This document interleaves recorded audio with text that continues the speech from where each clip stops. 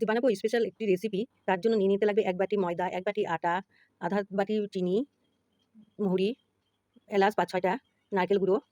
এখন আমি মিশিয়ে নেব। এর মধ্যে আধা বাটি সুজি আর ঘি দিয়ে আবার মিশিয়ে নেব। ঘিটা একটু বেশি দিতে লাগবে যাতে খাস্তা হয়।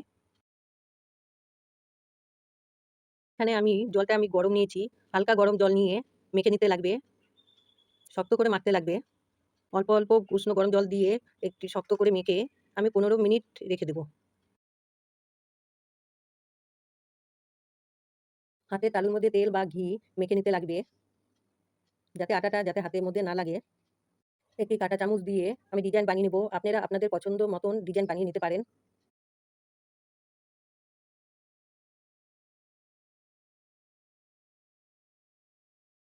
কড়াইয়ের মধ্যে সাদা তেল দিয়ে আমি ভেজে নেব। প্রথমে হিট দিয়ে আমি তেলটাকে ভালোভাবে গরম করে নিয়েছি। তারপরে একদম কম হিটে আস্তে, আস্তে করে ভেজে নিতে লাগবে।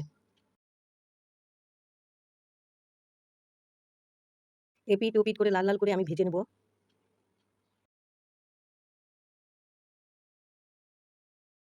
এরকমভাবে করে আমি ঠোকরাগুলো ভেজে নেব। কিরকম হয়েছে আপনারা কমেন্ট করে বলবেন। ভিডিওটি যদি ভালো লেগে থাকে তাহলে পরে একটি লাইক, কমেন্ট, সাবস্ক্রাইব করে দিবেন। এরকমভাবে করে আমি সবগুলো ভেজে নিব। ভাজা হয়ে গেছে। দেখেন কত খাস্তা হয়েছে। একদম মুচমুচে হয়। এরকমভাবে করে বানিয়ে আপনারা বাড়িতে খেয়ে দেখবেন।